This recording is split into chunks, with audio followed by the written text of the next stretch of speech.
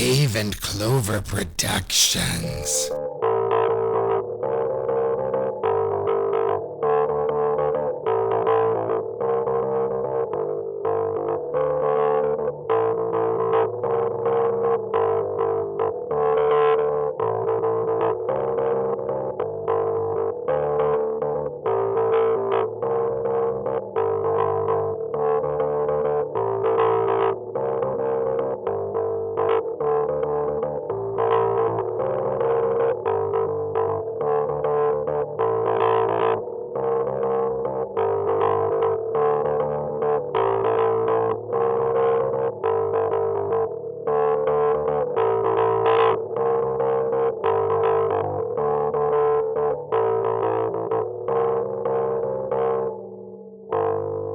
Tickets Yeah. to the show, so we went to go see Dogma Society and a band called Alex Sucks. I never heard of these. And Was Emo Chris there? Emo Chris was not there. Oh. Is that a band? Is that Chris Angel's brother? Do you know Emo Chris? Yeah. Like my friend Emo Chris? Yeah, we met. At Weapons. Oh yeah, that's right. Oh, Yeah, we haven't the talked long-haired in a while. guy. Yeah, it looks With like ponytail? We call him Prince of Persia. He doesn't come out of the basement. I haven't seen him in a while. I should give him a He looks call. like Colin of Arabia. Yeah, he really does. He really does. So anyway, we pre-ordered. So they sent an email out. Hey, anyone who pre-ordered, go to the WAB, and go upstairs and get your wristbands. So we go upstairs and they scan my thing, and then they give me the band for the loving touch, and that's to get in, right? And then they give me another band. It's a white band, and I go, what's that one for? And this 21-year-old girl looks at me and she's like, Dude, had a lot of tables. she goes, it's to drink. Oh. And I go, oh. So I'm of And age. Sam goes, we don't get out much. Classic. And I was like, fuck, I'm old, huh? And then I said, I'm just going to go now. She didn't even card me. And yeah, so we sat down and Sam was like, I'm a fucking idiot. And Sam's like, Jesus, you couldn't have been more stupider in that moment. I was like, Possibly I just couldn't didn't. get any dumber. I was like, I just didn't know. Okay, leave me alone. I haven't been to a show in a while. And then they had Speed playing on the thing. Keanu Reeves? Yeah. Wow. And then I was really annoyed because like people were like, these kids were like coming to the bar because we sat at the bar and these kids were coming out in the bar and they're like, oh, what movie is this? Oh, is this who's that guy on there? The John Wick? That's that John Wick guy, right? And then it was like, is this what movie is this? This isn't the Matrix. And I was like, it's Speed. Showing my age. It's Speed. This is my podcast. Yeah. He dishes them out like Yeah, Gambit. I was like, Ooh, I'm about to make a name for ourselves Here, here. you need to follow us Yeah, he's to lighting them up educate. in purple and throwing them. He's like, I make the cause charge and I go boom. Oh yeah, but it was a good show last night. Those guys, these I kids. didn't see any video, so I couldn't tell what they were. I sounding didn't like. really post anything yet. Oh. So, Dogma Society, a really cool band. I bought some merch, and the guy at the merch table was like this super jacked, like Mexican dude, and I was like, "Damn, dude, what's up, dude? You lift, huh?" He's like, "What's up, man?" He's like, "Orale, He's carnal." like, "Hey, what up, man?" He's like, "How'd you hear about us?" And I was like, Oh my God, I have a tattoo of And you I on my was like, chest. You kind of look like my uncle, bro. No, I didn't. But like, I You bought know some merch Rodriguez? Yeah. Who's Rodriguez? And hey, that's Hefe Holmes. You don't know Hefe? And so he's like, yeah. He says, he's like, where'd you hear about him? I saw him on TikTok like 6 months ago. Instantly fell in love. Like, listened to all their tracks. I was like, they have it. They got a good sound. I really, really like them. And he's like, oh, they got the sound from me, man. I was like, oh, you? I was like, are you? He's like, I'm their dad. And I was like, you're the dad? I was like, that is so cool. You went on tour with your Up in smoke. He went on tour with his kids to 3 of his sons to, fucking travel the United States. I thought that was fucking cool. What a dad. And the fucking kind of stupid thing is because it was windy as all hell outside last night, the power went out for like a second, and then like they couldn't get the mics to work, so the set had to be cut short. And they're like, So they played like 4.5 songs, maybe 5 songs, and but they were only allowed to play for like an hour. So it was like 8 o'clock when the show started, and then the second band came up, and it was like, I look at Sam, I'm like, it's already 9 o'clock. I was like, I guess we can What go. are we doing here? I have to get to bed. holy I was golly, like- the street lights are on. I was like, should we go see a movie or something? I was like, do you want to go to a bar? Do you want to go like Do just something? like hang out? And she's like, I don't know. So let's just stay here. So we stayed and listened to Alex Sucks, and they were pretty cool. And Was it true? The was- shitty Beatles. it was a shitty. No, they have a cool sound. I mean, it was cool seeing like Somebody you've young never kids, seen. so many younger kids out there like jamming out and rocking. And I saw my younger self out there. Were they like, slamming? Yeah, they were slamming. They were slam dancing. Yeah, they were slam dancing. Like They don't call it that anymore, Sonny- but I like that better. Sonny from Skrillex. Sonny from the Bono? Dogma Society. He Oh. like after the first song, he like put his hands out and was like, "Open it up," and then all of a sudden all the kids went crazy, and then the song started and they were fucking going That's nuts, good. dude. It At was least he didn't awesome. say open it up and nothing happened. They did that wall. Nah. Did they do the wall? The wall of death. I hate the wall What's of death. that? Where they split the whole crowd in Hardcore half dancing. and then you just fucking run into each Oh other. no, they don't do that. Yeah, I hate They that weren't shit. hardcore dancing, swinging, picking up chains. It's just a lot of push. Oh. I mean, I I was used to do that. That I was in funny. the, I'd laugh at myself the whole time. I was in the elder emo section, so like I was like sitting in Oh, the you cut. had your arms crossed? I had my Doing the impress me bro at the back of the Shaking room. your head no, back and forth. I had a nice like little round This table. ain't it, man. This ain't like it was back in my day. You're not that guy, pal. That's You're what not Jared that does guy. at the theater from the cuck chair. Yep, I'm sitting up there and Cameron's down in the middle by people. I'm like, you fucking noob. We don't watch movies, dude. What are you talking about? Yeah, I've never been to a movie. And with that, with all this talk of music and the loving touch, we are here back on Sing the Set. My name is Cameron. His name is Gil. His name is Jared. Welcome to Sing the Set. Today's episode, we are talking about the albums that we are recommending most to people in our listening audience. I'm happy that you're here. And I'm happy to be recommending music to everybody because it's a passion of mine to be sharing music with others. I have a huge musical interest in all different types of music. If it makes sound, I'm interested to hear it. You guys? Yeah. Make the sound. There it is. I can start by recommending an album that is somewhat new to me. I heard this right when it came out. It is an Andrew Bird. Andrew Bird is a jazz musician or a folk musician, depending on the album. But Andrew Bird Trio, Andrew Bird, Alan Hampton, and Ted Moore created an album on Loma Vista Records. It's called Sunday Morning Put On. It came out in 2024. It's a modern day jazz album that was made for an easy Sunday morning, which is great for me because I like to do like a little bit of cleaning or a little bit of laundry or whatever we're doing on Sunday morning, making breakfast or whatever. And I can throw this album on and get my shit done and enjoy the soundtrack the whole time. Songs like Django or I Didn't Know What Time It Was, and some very cool covers and jazz standards. I fell in love too easily. I've grown accustomed to her face. And I just think that this album is such an easy going, such an easy listening feel, and I'd recommend it to anybody. Sunday Morning Put On by Andrew Bird. It definitely sounds like some like elevator music type stuff, or like It's got walking into a hotel. incredibly positive reviews. Yeah. Yeah. What are you checking out? I want to talk about 3 albums today that have shaped my persona in life. And that first album came out in 1998 when Earl Simmons took the rap game by storm. I still remember buying his CD from FYE in the mall and getting into my car, putting it in my Discman and hitting play. Intro was the first track, and it went so hard the bass shaked the windows of my purple 94 Cavalier. I was hooked. DMX's It's Dark and Hell is Hot.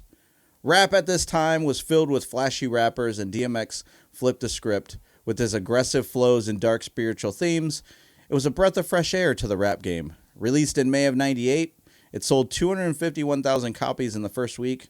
This was his first of 5 consecutive #1 albums from DMX. He released his second album within the same year, and not only was the cover art dope, the album was just more of the gritty style and hard beats. This is a no-skip album. Even weaker tracks, it still holds up. Notable tracks that I love is X is Coming, Damien, How It's Going Down, and my personal favorite, ATF. Of course, everyone knows Rough Riders Anthem.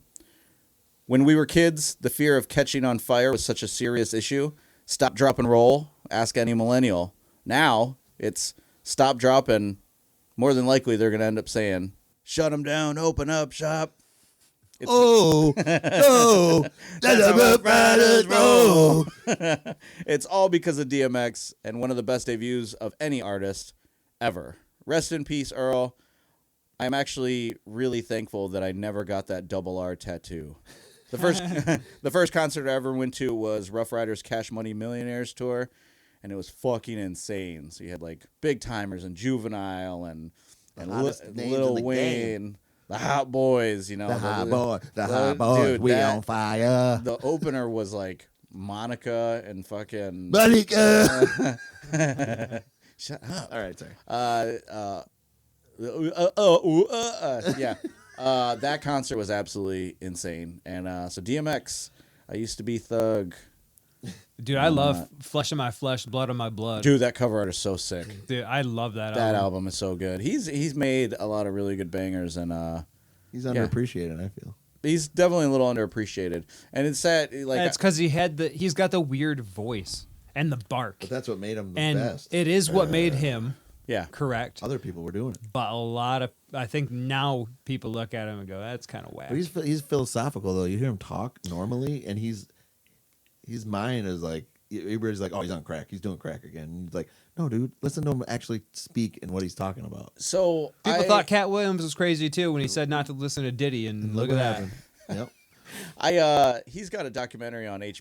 Every day I'm hustling, hustling. Oh, good. DMX has a documentary on HBO about his life, and I found it to be quite sad considering, like, it just felt like a lot of that, like, believing in God and God's got me first and I'm battling demons and all this stuff. Like, after watching, I felt like, damn, a lot of this felt so performative. Like, it was just like He's always an on edge, I act. feel like. Anytime I watch him talk, he's like, you know what I'm saying? He's like, I got there, and then all of a sudden, the hot dog wasn't real. And then, what? And I was like, what the fuck is he talking about? But, You know what I mean? but you actually hear him. I mean, Yeah. And people are just sitting there going, like like they're genuinely scared that, like, what he's doing and talking about. I got blood on my hands and there's no remorse. I got blood on my dick because I fucked the corpse. I'm a nasty, you know what? Okay. yeah. So DMX, It's Dark, Hell and Hell is Hot. Definitely a great album. I was telling Cameron how I recorded myself singing the Damien song because I loved it so much. I It's a really almost good song. think if you're into hip hop and you haven't checked out It's Dark and Hell is Hot, you need to do so. If you're not into hip hop, this could be your gateway. Could be. Let's find out. Let's find out on the next. Sing the set. All right, 1983, a year after I was born. I never even knew this person existed, but ended up being one of the greatest guitar players of all time. Sinead O'Connor. Oh, Rip up the Pope, she says. Oh, dude, he's talking about the Beatles. Yeah. Cyanide O'Connor. Cyanide. One of the most influential guitar players of our time who couldn't read music, played off the top of his head. This is Stevie Ray Vaughan.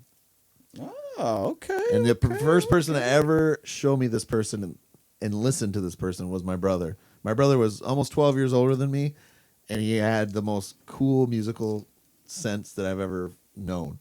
My brother showed me artists from D'Angelo, R&B, to Thelonious Monk, to Stevie Ray Vaughan, to Muddy Waters, all these things that I never would have listened to on my own. And when I listened to it sitting in the truck with him, it was like the best time ever. So Stevie Ray was one of the ones that stuck with me because I got hooked on just watching how insanely good that he was and finding out some terrible things about him as well. Liked his hat. Very cool hat, very sweaty, but I found out he drank like a fish. So That makes sense. yeah, so he was just drenched, but could rip on a guitar. This is Stevie Ray Vaughan and Double Trouble, 1983's album. The two singles, Love Struck Baby and Pride and Joy, were released from the album. A music video was made for Love Struck Baby and received regular rotation on MTV in 1983.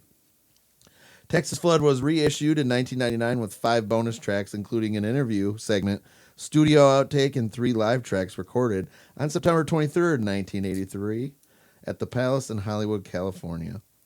The album was reissued again in 2013 with 2 CDs in celebration of the album's 30th anniversary. Disc 1 is the original album with the bonus track Tin Pan Tin Pan Alley, which is one of my favorites.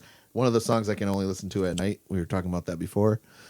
It's just one of those long songs, and he's just all of a sudden you hear these twang on guitar, like, and then it's like, but he's still singing at the same time. He's telling a story, and he's talking, and all of a sudden, the certain parts where you're making up this thing that he's talking about in your head, like, oh, what is he talking about? He's talking about this lady, and then here's a knock at the door, and he goes, "Bah!"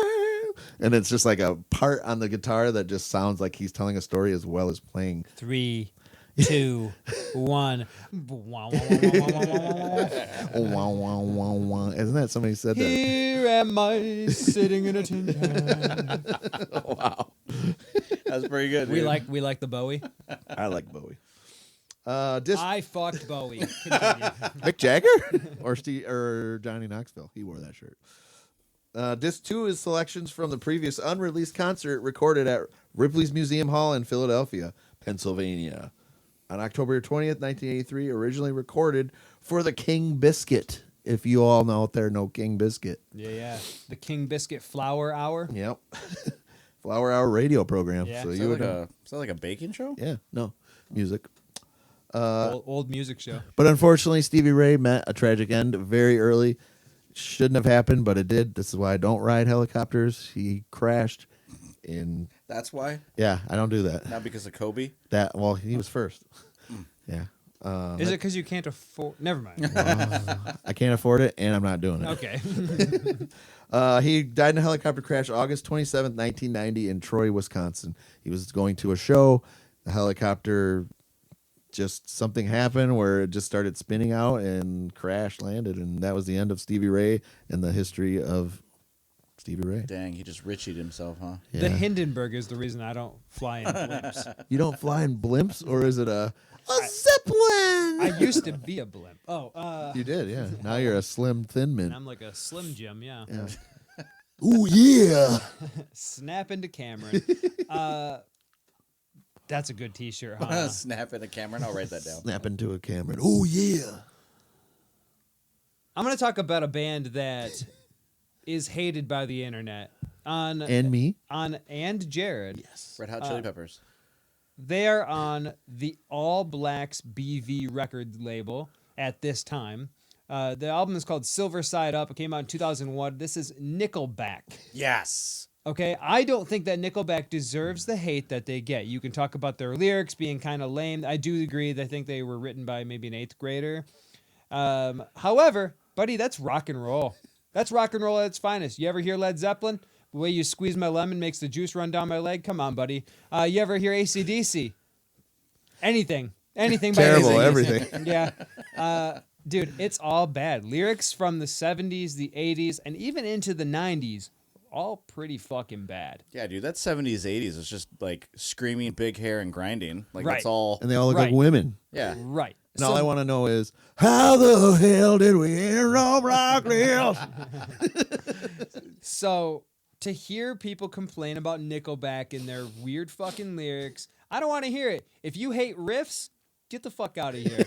The third studio album from the Canadian rock band Nickelback brings the riff. It finds the band building their sound. Never Again, Hangnail, Too Bad. These are all great rock and roll songs, and I don't think this band deserves the hate. That they Spider-Man get. 2, that's all I got to say. Dude. And in the notes, I also wrote lyrics are just a little juvenile. Yeah. Girl, you looks good, won't you? Bang. Yeah. I love Nickelback, dude. Yeah. I don't understand the hate. If you've ever been to I've never been to a Like Nickelback people hate concert. them, they hate Limp Bizkit, and I fucking love Limp Bizkit. I think people are turning around now. I think people are finally liking. Yeah, Limp Bizkit. Bizkit's cool now. Yeah. And Yeah. I hate that. I hate I liked them before you did. and I'll never say that. Like if you're a new Limp Bizkit fan, that's sweet. But turn around on Nickelback, dude. Yeah, dude. Nickelback's Turn got some around. jams.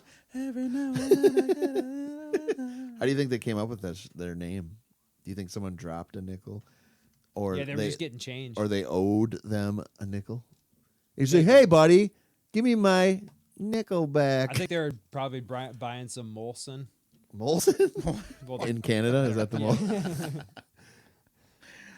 I'm gonna talk about a band that a pop punk band that I think everybody hates or everyone kind of goes ugh or rolls their eyes at. I was in a weird spot in my 20s. The girls I dated, they cheated on me or didn't want a relationship. I was too nice and not a bigger jerk. I kept going back to old exes thinking I could fix them. Well, one day I walked into a Hot Topic and looked at the CDs, and I grabbed this album, Take This to Your Grave, by a band called Fall Out Boy. Ugh. I thought it was funny because the name of the band is rather corny, but it was a Simpsons character, and I thought, okay, that's cool. So I turned over the CD, and the first track is Tell Mick He Just Made My List of Things to Do Today, which is a line from another movie that I love, from Rushmore. So I put on the headphones because back in the day you could actually listen to the CD in the store before you buy it. I really don't want to get into the whole, like, do you guys know what a CD is? 'Cause, Camelot. you know, That's all I whatever. can say. I was hooked the first 6 seconds. I didn't even let it play. I threw the headphones off, ran to my car, and this time it was a gold 94 Cavalier. Oh, And I actually had a CD player in the car. It was fancy. It was one that, like, folds down. hell yeah. Yeah, it was cool. The one you could take off, too. so Yeah, no one steals no it. one- yeah. Yeah. Cameron's like, what the fuck are you talking You guys are about? taking faces off? I had the 10 CD changer in the trunk. Ooh, you were rich. Damn, dude. Somebody I didn't can know afford a I helicopter didn't know ride. You had it like It that. came with the car. Oh, shit. You could afford a helicopter ride. This album became a part of me. This is an album full of jealousy and insecurity and breakups and messy relationships. The lyrics are dramatic and sometimes sarcastic. For me, it was the least emo sounding punk band at the time. Everything else at this time sounds whiny, where this one was an album where it was like wrap a car around a tree and burn, bitch. This album wasn't a huge success. It did, however, help launch the bands like Paramore, Panic at the Disco, and Gym Class Heroes. I love this album and this band for a lot of reasons. I got to see them play in front of like 200 people. I got to meet them. Lead singer Patrick Stump remembered meeting me at 2 different shows within like a year or two. I watched them explode into full stardom. I feel responsible for their success.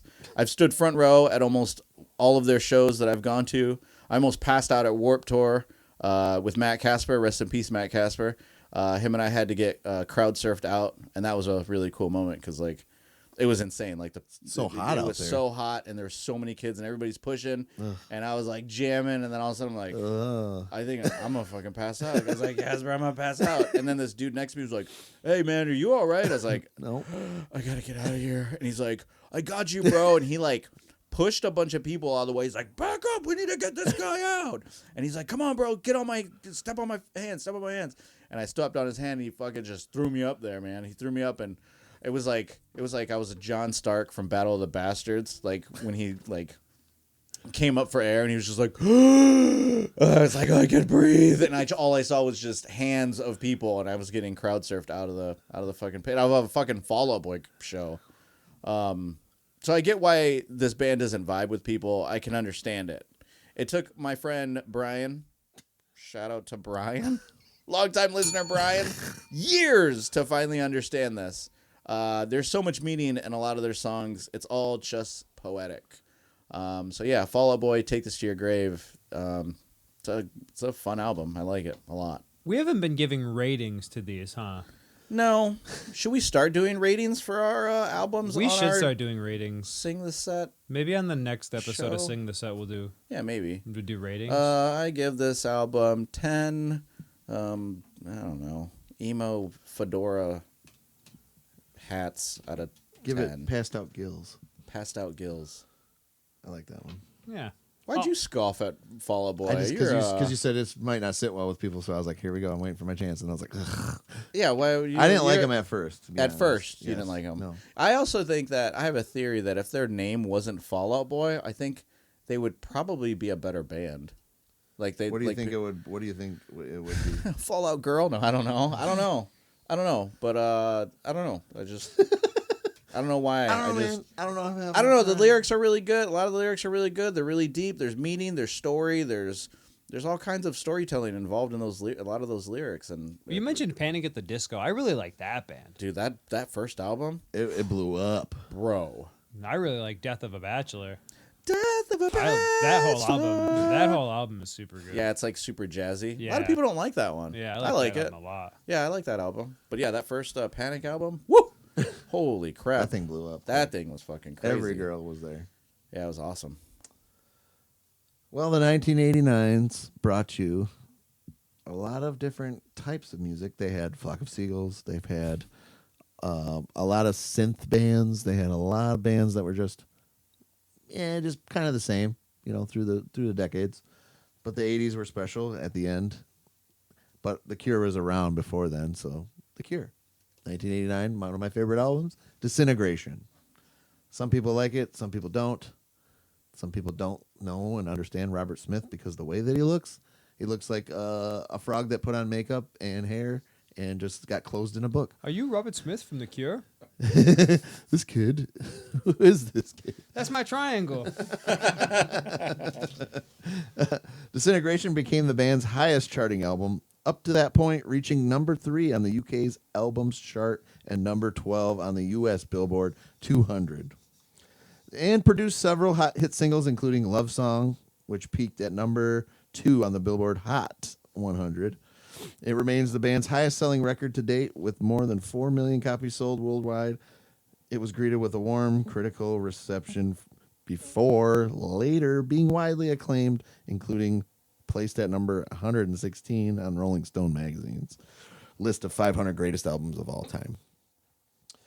There was a time where The Cure, no one knew who they were. They just dressed funny, and they looked like what they call goth kids now. They didn't know what to make of them until they heard their music and a Robert Smith melodical sounding voice that was angelic as well as British. Their sound does not match what they look like. No. You look at them, and then the other cover song that they did, MTV did a cover kind of basically giving The Cure their flowers at the time. I want to say it was like 2004 maybe. And AFI actually did a cover of the Love Song, or I think it was Love Song. And Robert Smith was sitting there standing with his arms crossed watching Davey Havok sing, which Davey Havok's got range. He's a great singer and perfect for that song to cover. And just watching that, it was like, and then AFI is just playing, and Robert Smith's just cocking his head, bobbing his head, looking and listening. Like, this is my song, kind of like, don't fuck this up. But The Cure has been around for many, many years, and they still, put out some good songs, but they haven't done anything recently. They're just old now. I like Three Imaginary Boys. That's that album start to finish. Are we talking about your album or your thoughts in your head? That album really, really is just killer. Yeah. Disintegration. I'll check. Burn is probably my favorite song that's on I'll the Crow check- soundtrack. I will check this out because you recommended it. Yeah. That's what we're here to do on Sing the Set, is recommend music for all. Because that's what we all do, always do on this. Always done, and Music. we're here to do this. An album that has changed my life, has affected me greatly, and so this band is called the Acacia Strain, and notably, they are not for everybody. They're not for everybody. And if you get it, you get it. And I recommend this album, and I will recommend this album, and I'll give it 10. 4 fucking funerals, no fucking weddings out of 10. That's harsh. dude. Shit. Wow. Yeah. This album is called Continent. It came out in 2008. It's by the Acacia Strain. One of my all-time favorite bands, even giving up skin to immortalize this band. The big art piece on my shin is the singer from the Acacia Strain wearing a Johnny Cupcakes t-shirt, standing on a pile of dead bodies in front of a mushroom cloud. We'll post it for the show. I love the Acacia Strain, and I love Vincent Bennett, and just everything that he talks about on stage, and the music is hyper negative. It's pissed about everything. It's pissed about life. It's pissed about war. It's pissed about politics. It's pissed about love. It's pissed about hate. If you're mad about being mad all the fucking time, this is for you. Damn, I think I need to listen to them. There's moments in every single Acacia Strain show that I've ever been to that Vincent takes the mic where there's no music, and he talks about being sad and dealing with life, and I cry every fucking time. I've seen them 10, 15 times, And every time I see him talk about the sadness that you're dealing with in your day to day, or the anger that you're dealing with in your day to day, and it being okay because you have this outlet and that you're here today, and that's what matters. And I'm getting goosebumps right now, but Hell yeah, dude. It fucking matters that you're here, and the Acacia Strain lets you know that, while also letting you know that it's okay to ruin somebody's fucking night and elbow them right in the fucking head. Yeah. Yes. One of my all-time favorite bands, the Acacia Strain. The album deals with brutality and sadness, and it's heavy as sin. And it's a lot of anti-religious themes and slamming breakdowns. Doctor Doom, JFC, and Cthulhu are some of the big hits off of it. But honestly, Balboa Towers is sweet, and it's just really, really good start to finish. So definitely check out Continent from the Acacia Strain.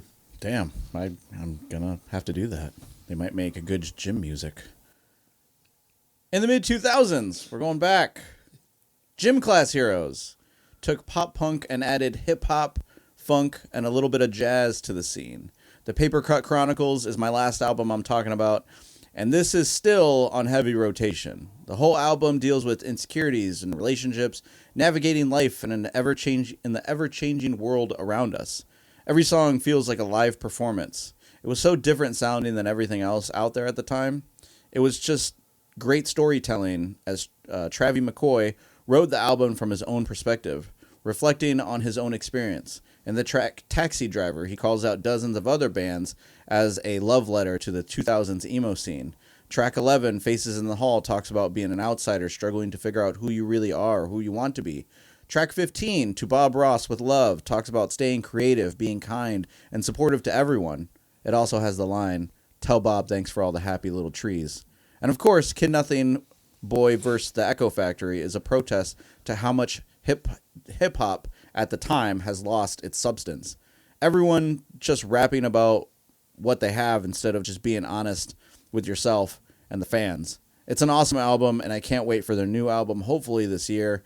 This is, again, another band from the Fall Out Boy era, that got popular because of them, and they were on tour with them, and I was one of like maybe 10 kids in the crowd at Clutch Cargo singing on the bar to every Gym Class Hero song. And I just like remember it to this day. Like I have pictures of like Travie and the Gym Class Hero. I think there's a picture of like Patrick Stump in the very back, like watching the audience and everyone react. And I was like one of the only people out there singing and watching them blow up again. And that was super cool too. What album was this? This is as cruel as School Children? No, this is their first. This is Paper Cut Chronicles. Okay. Very cool cover art, very graffiti inspired, and the whole album is just really good. And it's sad. It's a little depressing, but it hits in all the right ways. And yeah, they're supposed to. Another album's coming out this year. Rumors of them going on tour with Fall Out Boy and another band called Academy Is. And if that happens, holy fuck, dude, I am gonna lose my ever-loving shit. Like I already told Sam, like, I hope you're ready to sit front row because I will buy tickets to sit front row. I'm gonna be jamming. They're out to sitting them, at your shows? Yeah, dude. Yeah, He's old. He's unk now. I'm on now. They offer chairs in the Yeah, front. I can't be in there swinging Well, my arms and elbow- legs.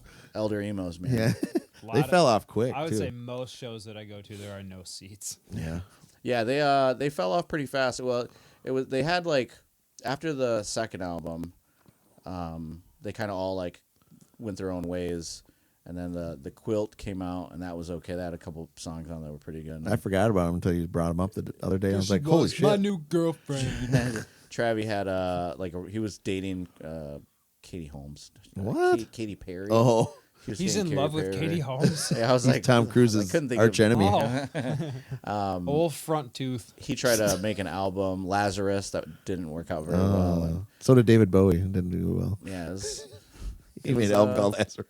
but yeah, I'm excited that he's got the band back together, and That's I hope good. they Hopefully they turn it around. I'm so. from Pythagoras. My name is Lazarus. Rob Zombie? No. Rob Zombie. He sang that. No Rob Zombie, no anyone, Damn. no. I I would have never got that I one. like Rob.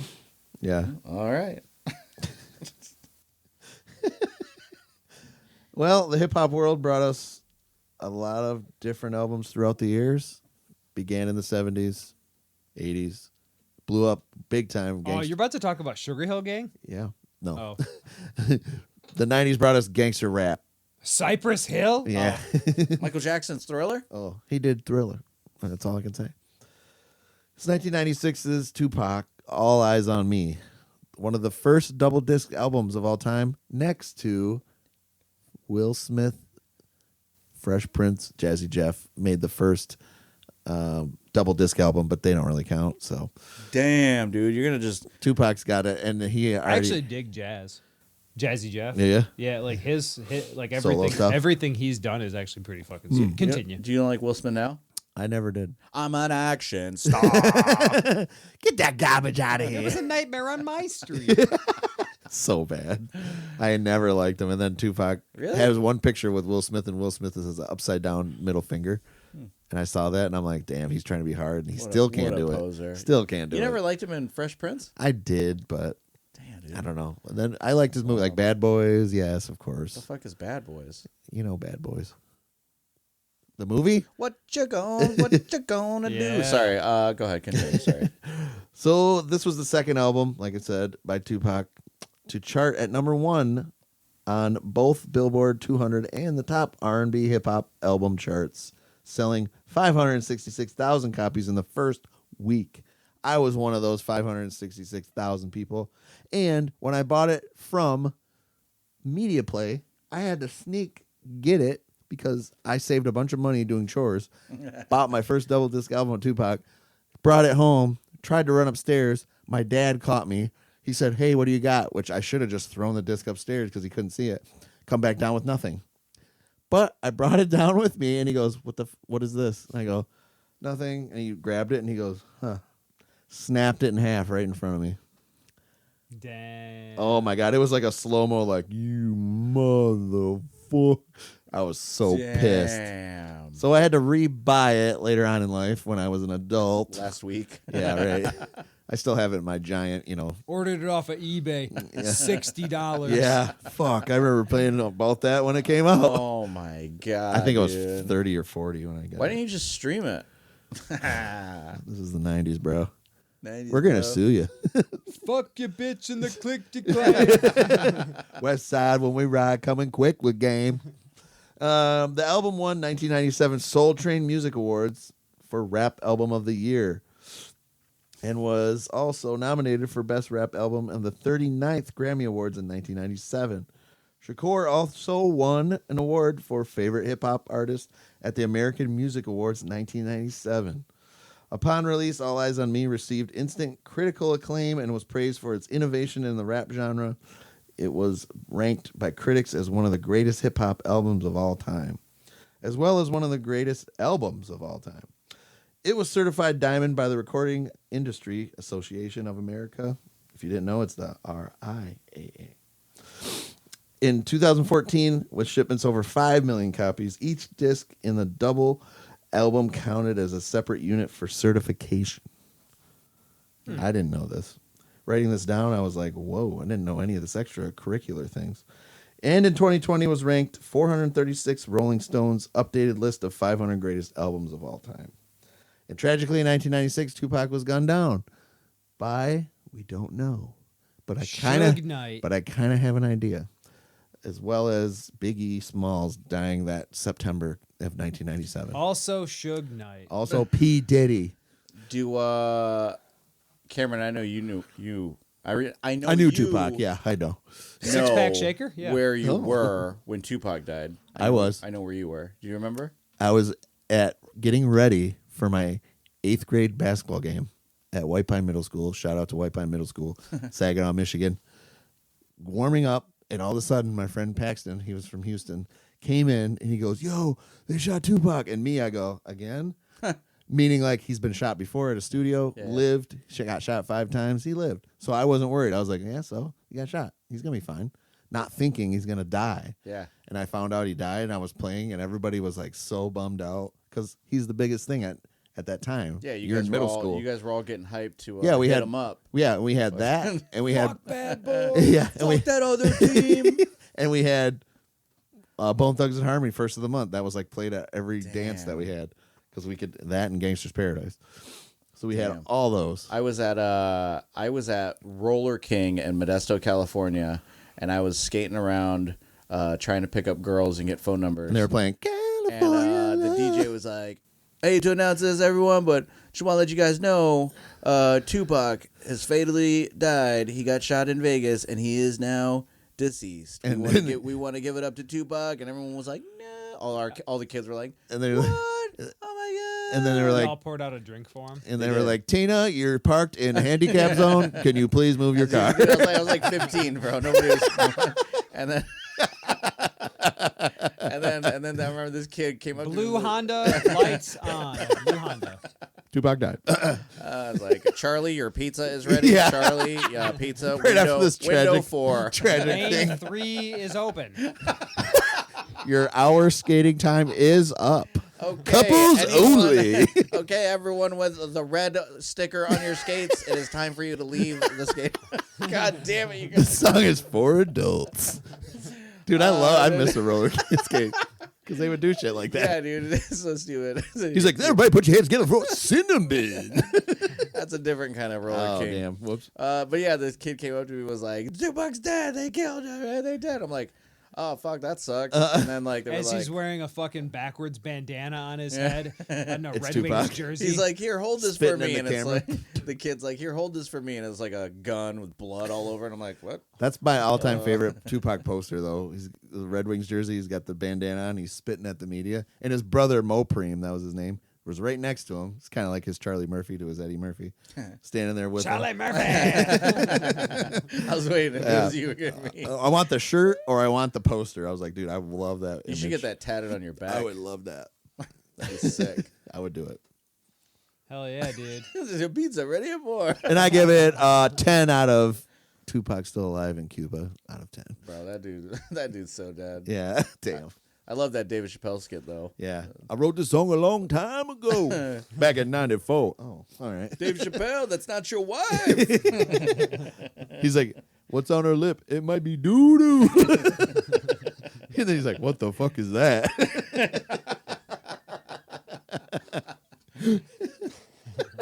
That's so dumb, dude. I love it so much. And then he keeps saying, back in 94. And everybody's like, okay. Because he kept predicting the future, coming out with new albums every year. Yeah, six-pack shaker. What a dude. Damn. Six-pack shaker. That's a little hint for my buddy Jeff out there, listening into the Shout out to Jeff. Shout out to Jeff. sing the set here. If you stuck with us this long, 40 minutes into this episode, I want to thank all of you for Sing the Set. My name is Cameron. His name is Gil. His name is Jared. And we will see you next time here on Strike the Set. April fucking Fools, motherfucker. Yeah, you dumb bitches. Yeah, you stuck around for Sing the Set. Boo. You sat around for 40 minutes. Yeah. thinking, You thought we were talking about legacy sequels, well, guess what? We were Jared talking doesn't about know. music. Yeah. This is a great episode. I didn't think we could pull that off. I but think but we did it. We did it. This is Strike the Set. My name is Cameron Dutcher. His name is Gil Mencius. His name is Jared Sir Swish the Jerk Frisch. And we are here this week to talk about legacy sequels. And we're gonna Emphasis on legacy. We're going to find out. My name is Brandon What? Heath. It has to be 10 years. His name is Lee Pace, by the way. Fuck you, Brandon. We are going to find out today. Just kidding. What exactly is a legacy sequel? This is a category brought to us by Jared. we thought the same thing, Gil and I did. Yeah, Okay, because we know what a legacy sequel is. yeah, because we watch movies, man. They're Right. full of shit, Right. by the way, everyone. And We're better than everyone and because we I'm- get and everything. I'm excited to see what bullshit Jared brought us. As we dive into legacy sequels today, I'd like to talk about a film that came out in 2015. It is a Colin Trevorrow film. It is called Jurassic World, and I love the Jurassic World films. I thought that they did an excellent job with bringing back the dinosaurs, because big dinosaurs attacking people is awesome. I mean, I always thought that the Jurassic Park movies were excellent. I never thought there was a bad one. I'm told there are bad Jurassic Park movies. I don't think there are. With a 6.9 out of 10 on IMDb, 72% on Rotten Tomatoes, I give Jurassic World 2015 9 Velociraptors with human names out of 10. This is Kenny, the Blue Raptor. Jeff, back to your cage. A new theme park built in the same site with the original spirit and the original gusto that Jurassic Park was brought to you with. Jurassic World will be different. What with its genetically modified hybrid dinosaur, the Indominus Rex? Well, that all fails when the abomination of nature escapes from a killing spree around the park. The gyrosphere in this movie, that's the vehicle that these kids are driving around this island, that was brought to you by Steven Spielberg. That's a Steven Spielberg idea because they didn't want to do the original Yeah, trucks that they had, the on a Jeeps, track. the Jeeps that they had on the track. They wanted to be able to bring you closer to the dinosaurs. Yeah. And he said, "Oh, how awesome would it be if we put them in a beach ball?" Yeah, dude, let's just wrap them in a giant bubble Yeah, have Bubble. This is Bubble Boy with dinosaurs. with minus the Jake Gyllenhaal. Yeah, Jurassic World. I really liked that trilogy, and the newest one. Not great. It's not as buns as what people said it is. Yeah, but I it's- also agree. It's like, not as. I would say that it is like half buns. It's like I'll give it a buns. half hot dog bun. Yeah. Yeah, what Cher's side? butt, if we put it that way. What side of the bun? Like the flat side or the nice Are we talking about a round side or top cut? We're gonna talk about a normal bun. Not circumcisions. the normal What? bun. What do we? Side or top cut? No, we. What side of the bun are we cutting off of this movie? Just the middle. Cut the middle. So like the bottom So part. you cut it in half. So the bottom. You just want to cut Yeah. it this way. So it's a cocktail weenie. Cocktail weenie. Bull's ass. Cut it in half. Hey, everyone. I like all. I Not didn't all. Like, Don't say I all. don't like all. You don't like three, I do you? appreciate. I don't like well, I like Rebirth, William H. Macy one? the newest one. Oh. I don't like the one before that, where it was like a bunch of bad guys in an office and they're all like auctioning off dinosaurs. That one I Yeah. didn't really care for. But then I also don't remember. Wait, that Is was that where the second Indian one. guy dies in the helicopter? I am going down. You know what? You know.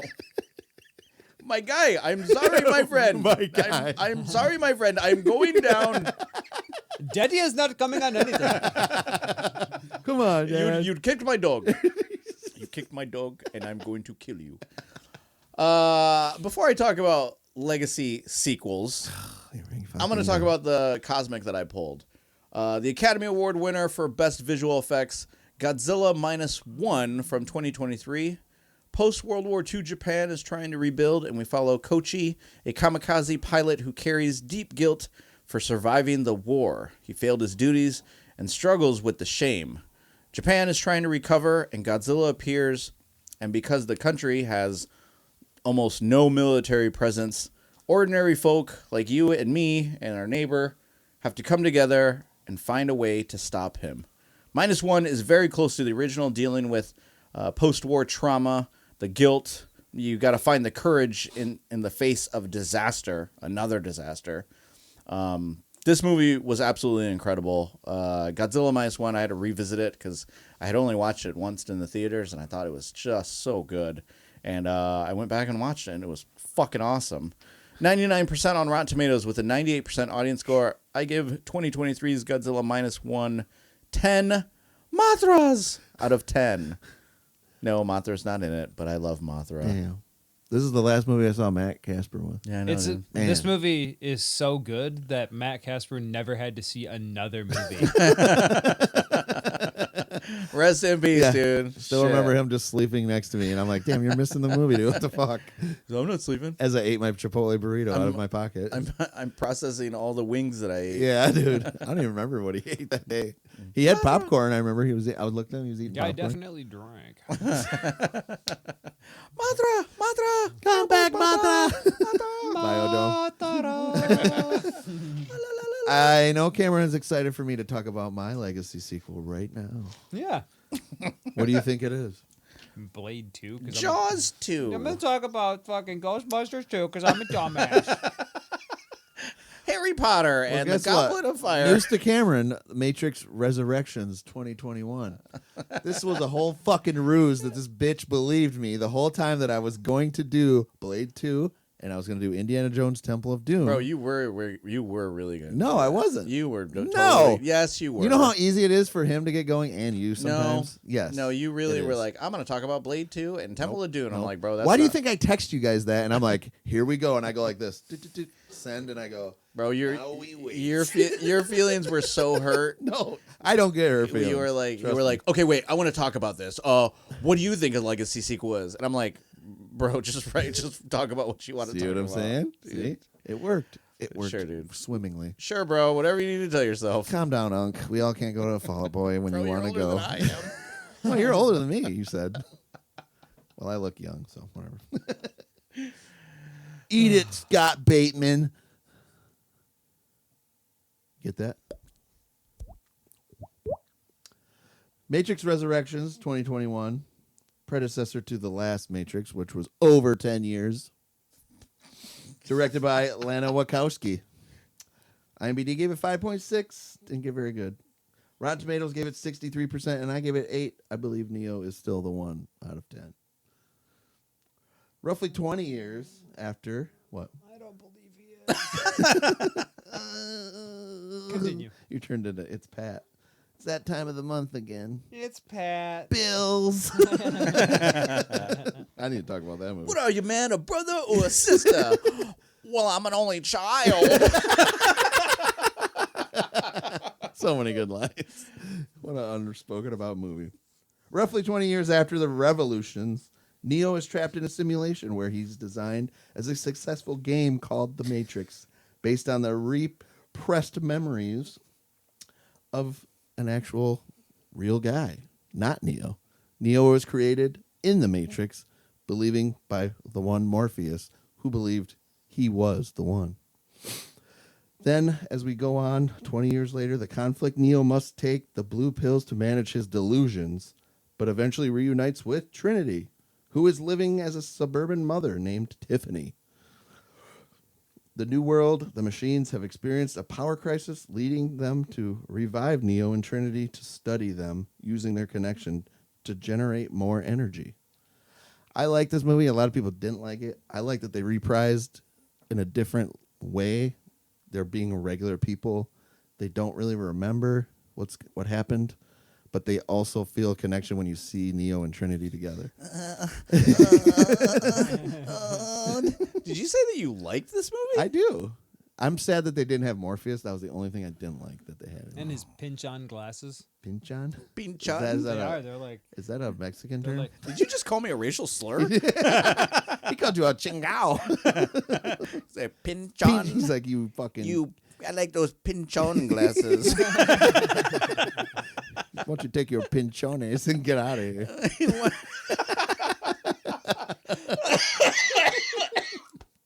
That's it. I'm broken. I can't do it anymore. Here I come, Elizabeth. Oh I like this movie. I don't Oh, care. really? Yeah, I do. I know you guys don't like it. Dude, this movie sucked, bro. Yeah, whatever. You didn't watch it again. You didn't give it a rewatch. You know what? Maybe did. it does a different. You know what? Yeah. I'm a different person now than I was back then. See? And I will do what you won't do Oh, please. and actually watch this movie again. Okay. I'll do it. All right. I'm gonna do I it. won't. Why not? Why? I don't think I saw it the first time. Why not? I didn't like. You don't like The Matrix? I like The Matrix. I don't like the second one. What? And I don't think I watched anything past that. Wow. You definitely have to rewatch 2 and 3. If you were watching all these other ones, you got to rewatch this. All right. You got to do it, dude. All right. Yeah. If I finish K-pop It's Demon Hunters, something. I'll finish that. You didn't care. You did no, not I said I'm finish. going to. You're if not you gonna listen. do. All right. Well, when you do, Yeah, I'll talk about you it. tell me, and I'll go back and rewatch the All right. Matrix. You'll see me coming in with a tattoo. I'm like, sorry guys, I really liked it. You're like, I actually Here really it liked is. Damn it. A movie that I really liked from 2018 is a David Gordon Green film. It's called Halloween. Has a 6.5 out of 10 on IMDb, 79% on Rotten Tomatoes. I give it 8 trap houses out of 10. No, not that kind of trap house, but it's got a bunch of booby traps in it. Yeah, boobies. Hell yeah. Boobies. Laurie Strode is dealing with stress after her 40-year relationship with Michael Myers, the masked killer who haunted her since Halloween night 4 decades ago. This movie is essentially Halloween H4O, and I don't know why they didn't market it as such. So yeah, not a legacy sequel. It's funny enough. It is.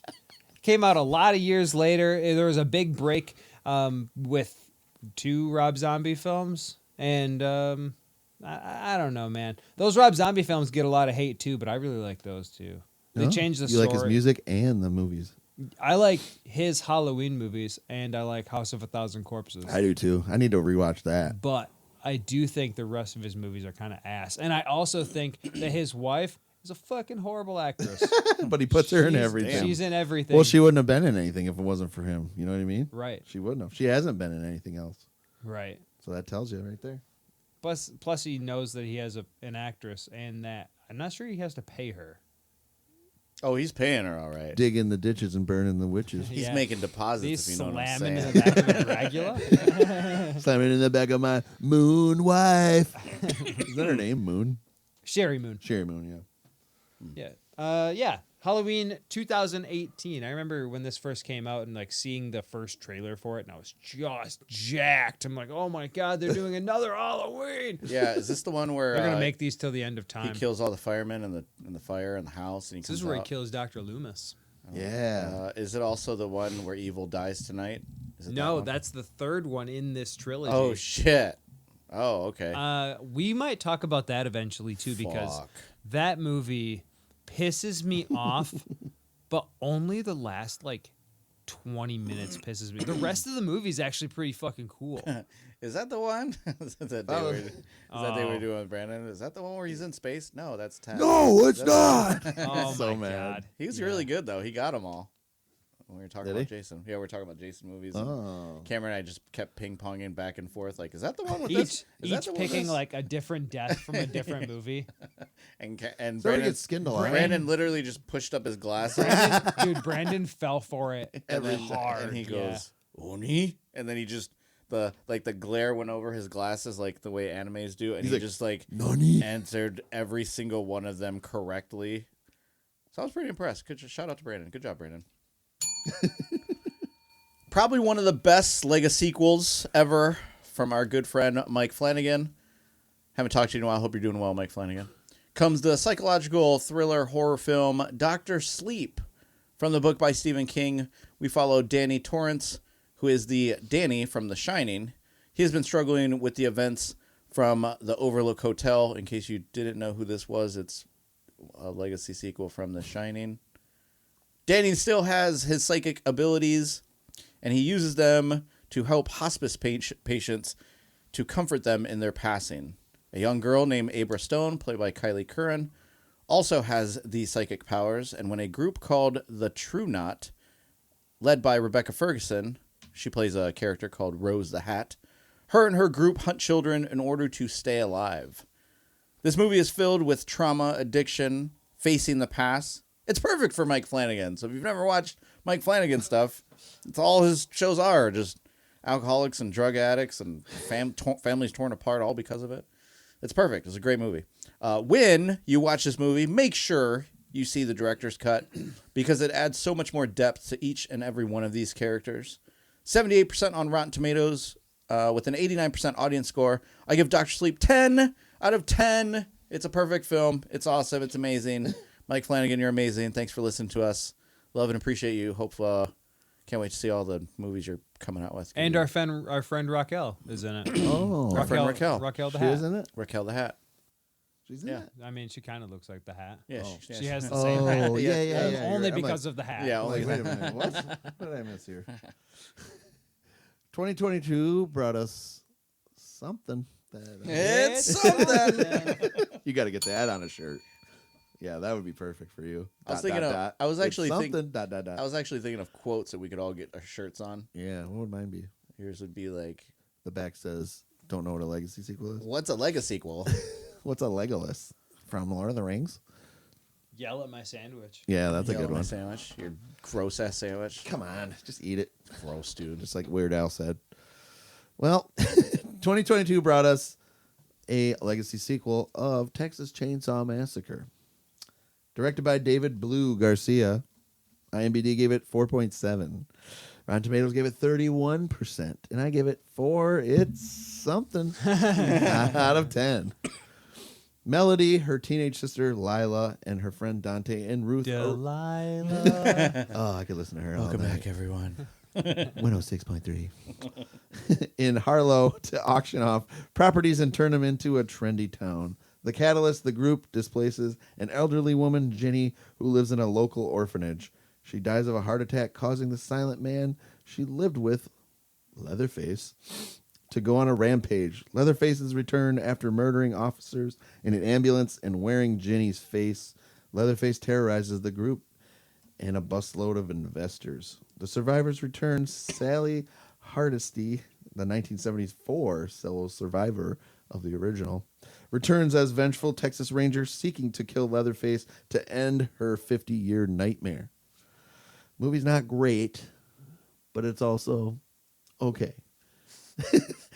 I didn't love it or anything, but it's like, you know, I like the 2004 version of Texas Chainsaw with Jennifer Biel. Is this the one with the cool bus scene? Yeah, there's a snow or the sunflowers. Jessica Biel. Jessica Biel. Yeah. Yeah. The That sunflowers were that one's standing cool. out there. Yeah. That's 2020. Is that the one? 22.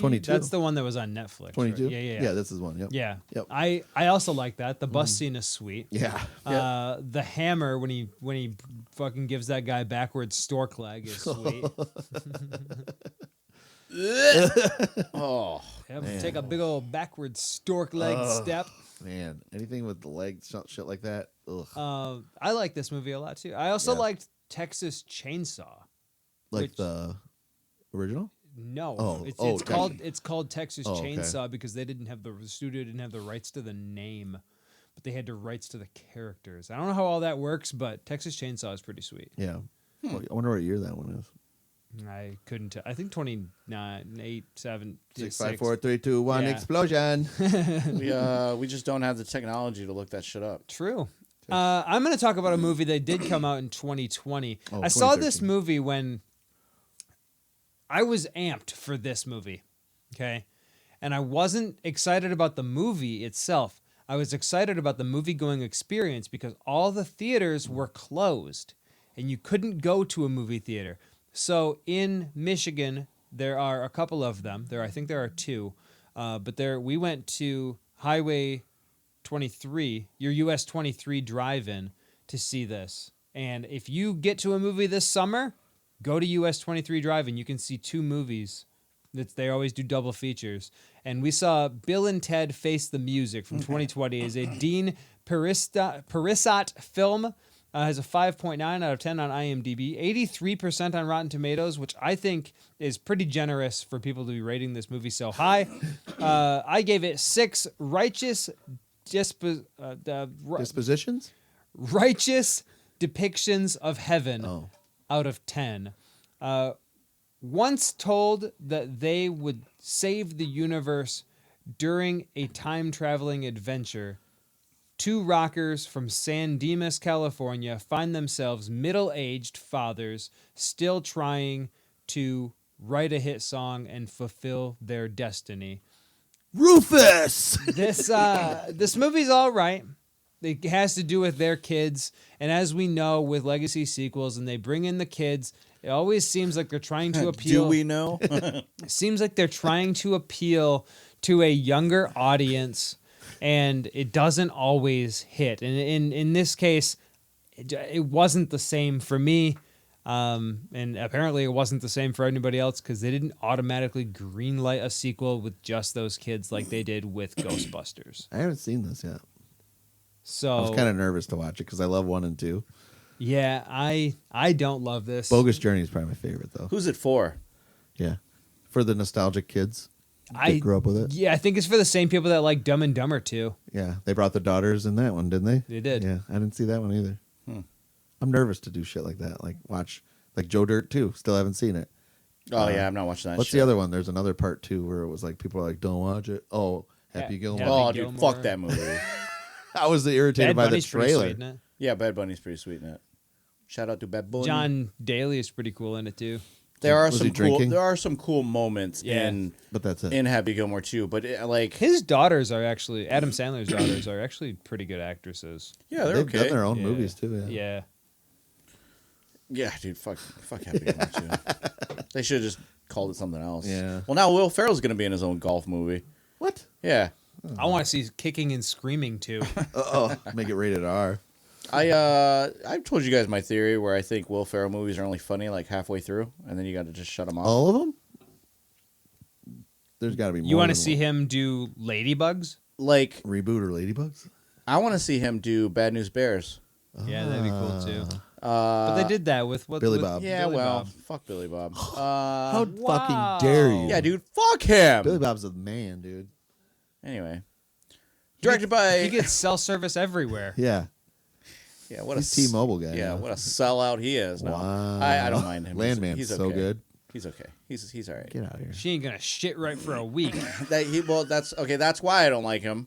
Because he did a dirty movie. No, but not only that, but like after he did that, it's like that was his only like thing You think that he played the same he character? was doing. Yeah, because he did 2 Bad Santa movies, then he did the Bad News Bears, and then he did another movie, and he's literally the same fucking guy. So in each good, though. one. It works. Yeah, he Just fucked- like So Tom anyway, Cruise. I Tom think- Cruise does all the same movies. Well, he doesn't. dude, he fucked Lauren Graham.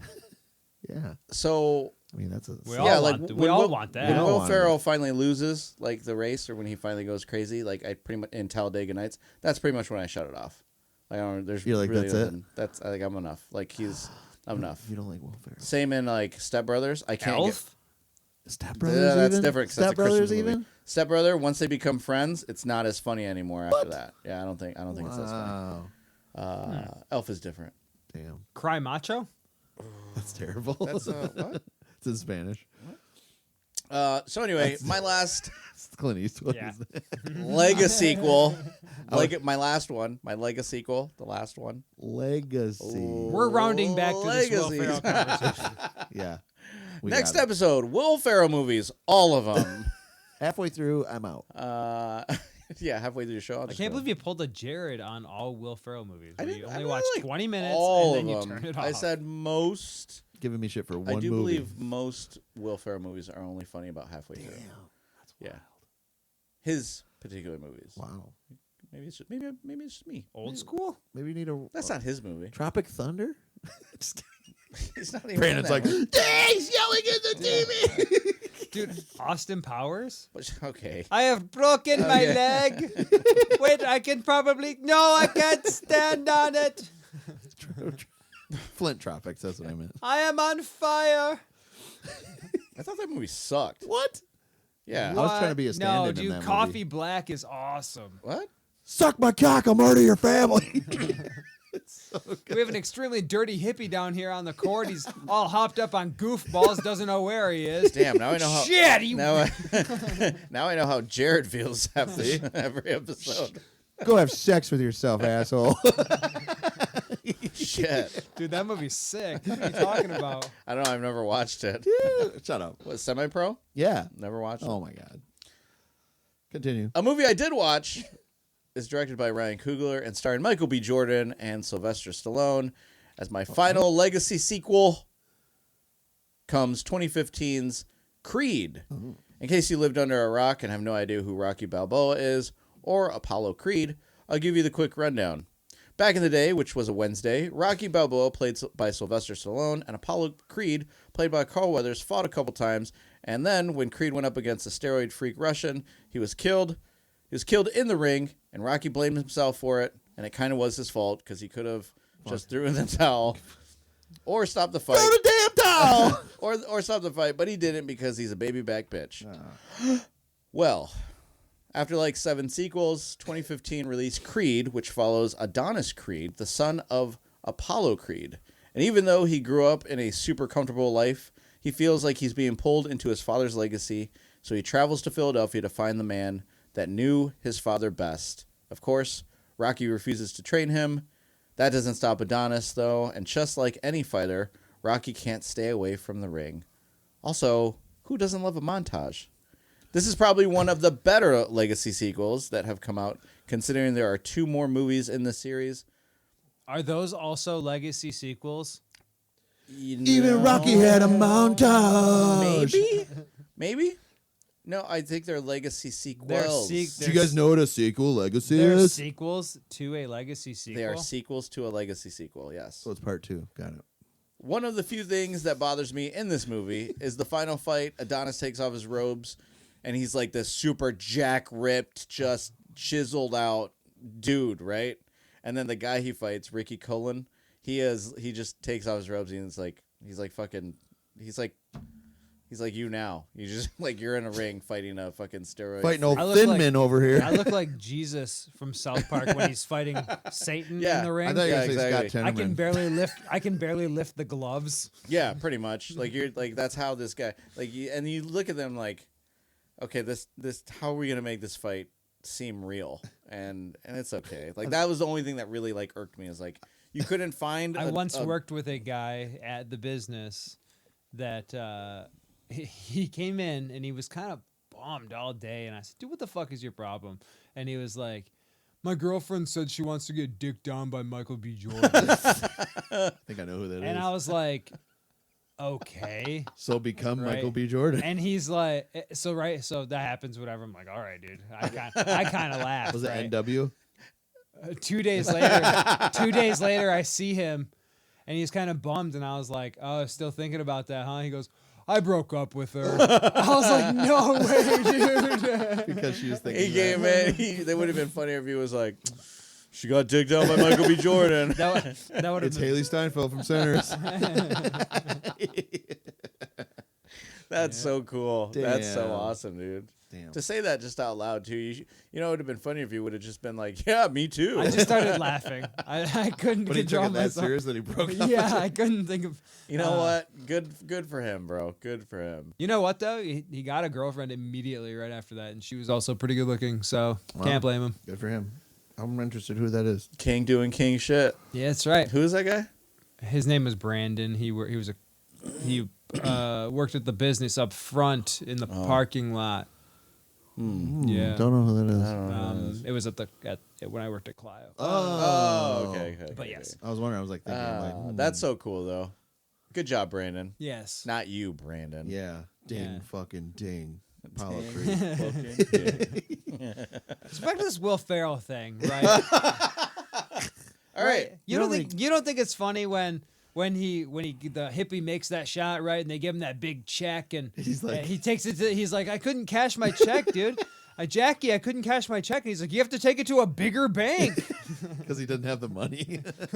I don't know what you're talking about. Because you've never seen Semi-Pro. Oh my god. Yeah, I've Woody never seen Harrelson, Semi-Pro. dude? Come on. Okay, let's see. It's time right now. Is it? Did you talk about your? Not yet. My poll I didn't do. Oh, you didn't do a poll? Nope. Well, I did, but I just didn't get to talk about it yet. Oh, I didn't talk about one because we did the whole. Oh, you didn't. Oh, you didn't. We didn't want to talk about our poll. I didn't talk about the poll because I was Oh. going to do it on the next one. Because Oh shit! I did though. Yeah, he did. Oh, I fucked it all You want up. to talk about yours? You're not going to talk about yours, though? No, I didn't write about it. Oh. Oh shit! Yeah, I got one. Born on the 4th of July. I got to talk about next on the Oh, next damn. one. Oh, all right. Fine. Well, I got 2005s, and I think I know who wrote this. War of the Worlds. You're welcome. Written, directed by Steven Spielberg. IMDb gave it 6.6. Rotten Tomatoes gave it 76%. And I give it 7. Cameron, Tom Cruise is good and everything. Just accept it. Out of 10, originally from 1953. The novel was by H.G. Wells.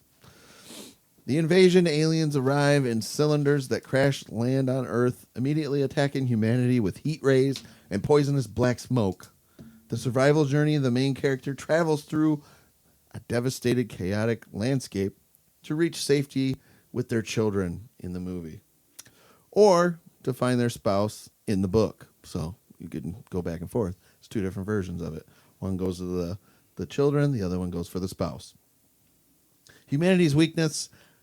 Conventionally, military forces are completely ineffective against its technology superior aliens. The ending are the invaders are unexpectedly defeated, not by human action, but by their lack of immunity to earthly bacteria and diseases. So we could easily beat aliens with COVID, common cold, the flu, coughing in their faces. Dude, COVID's not real. What are you talking about? Okay. Oh RFK. my god, we're gonna get Here we go. fucking RFK. booted We're off of getting here canceled. now. He's like, the Jaguar pussy was good last night. Just hit that button, dude. It's fine.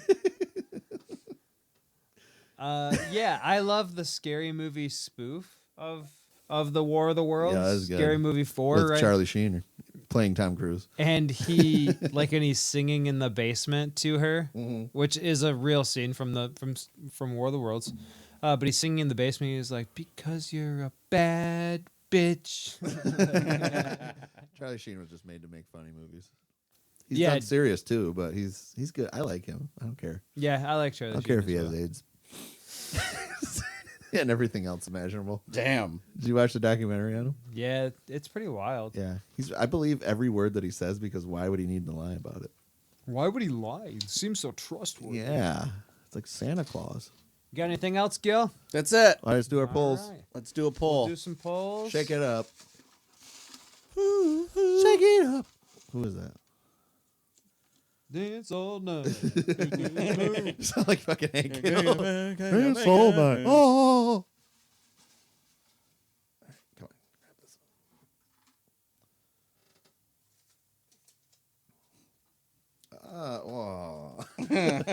1990 Captain America.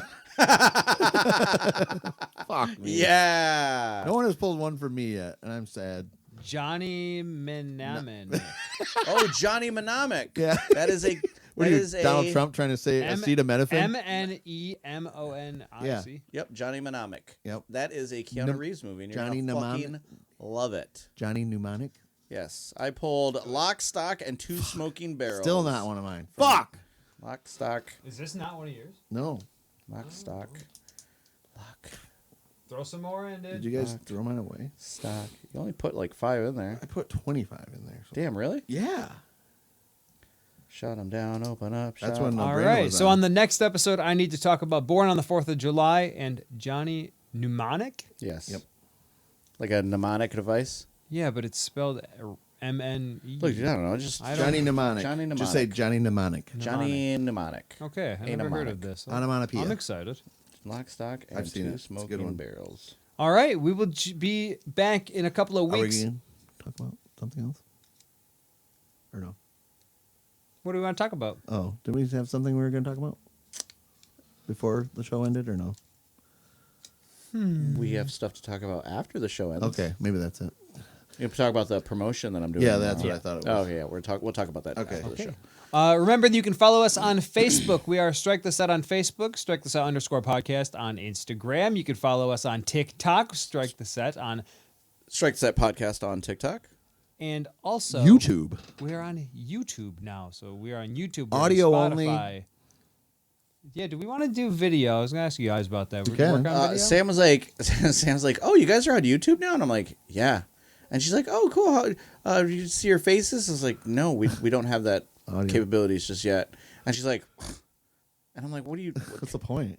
I mean, I was like, what? And she's like, "People want to see your faces. They want to see your expressions." And I'm like, "Well, that means we're gonna need 3 cameras, and they're gonna be pointed at all our dumb faces." Put one in the Right. corner and it gets everyone like a fishbowl. It's true. We could clip one to the top of the sign here and just, Fishbowl it. And then I'm just gonna stare at and then it. it would be a room. It would be just a room view. Yep. Read the room. Yeah, for sure. Oh well. That'll work. Follow us on our socials. Don't forget that we do have some events coming up. We will be at the Clash coming up. That is April 25th. Check the Facebook page for that. Oh no, Gil forgot. No, he's got the gout. I just cracked my ankle and I'm old. So, I'm fucking old. I'm gonna be limping for a couple of I days. took on a that nap. one. Ah! My fucking knee hurts. I think it's gonna rain tomorrow. Oh, damn. Shit. I got Got this that sack on my arthritis. elbow. It's full of some kind of fluid. I don't know. It's You're like, dangling oh, I got now. like juice in my elbow. It's like a fucking Capri Sun. I got juice in my fridge. Juice in my fridge, ice in my veins. And also, we have a movie coming up. We're going to be showing Tammy and the T-Rex, the Midnight Monster movies. That was Masonic happening Temple. in May. Yeah, the Masonic Temple in Bay City, Michigan. So stay tuned to the Facebook page for that, Facebook and Instagram. We will see you next time. Strike the Set is a Cave and Clover production, powered by Popcorn and powerful filmmaking.